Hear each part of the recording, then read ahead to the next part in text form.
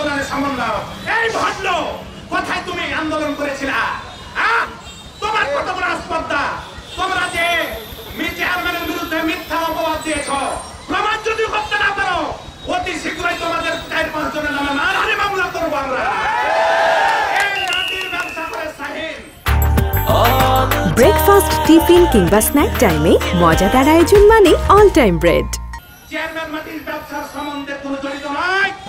শাহিনের কাছে তোমরা চাঁদা দাবি করেছিলা। চেয়ারম্যানের অপরাধ, চেয়ারম্যান শাহিনের গ্রামের সন্তান, চেয়ারম্যানের গ্রামের সন্তান শাহিন, চেয়ারম্যানের কর্মী শাহিন।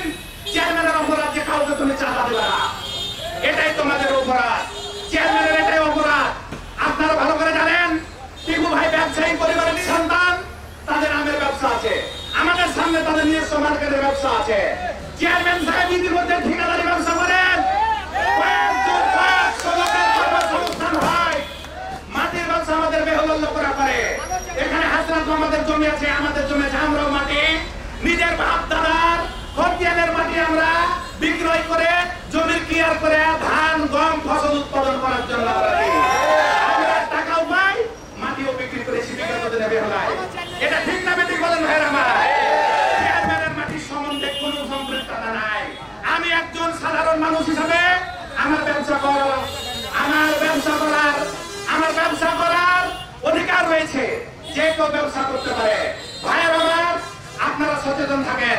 এই রবিউল ইসলাম টিপু চেয়ারম্যানের উন্নয়নের কথা জনপ্রিয়তা সহ্য না করতে পেরে কিছু কুচক্রী মহল 2-4 হাজার 5 হাজার টাকা দিয়ে 20টা লোককে মানব বন্ধন বলে জনপ্রিয় কমে যায় না।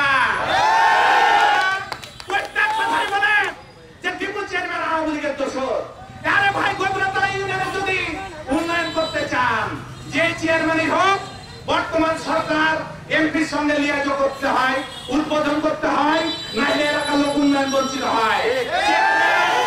প্রতিটা ওয়ার্ডের জনগণকে তার দাওয়াত দিয়ে রেখেছিল যে আপনারা শুধু চেয়ারম্যানের চেয়ার চান না উন্নয়ন চান?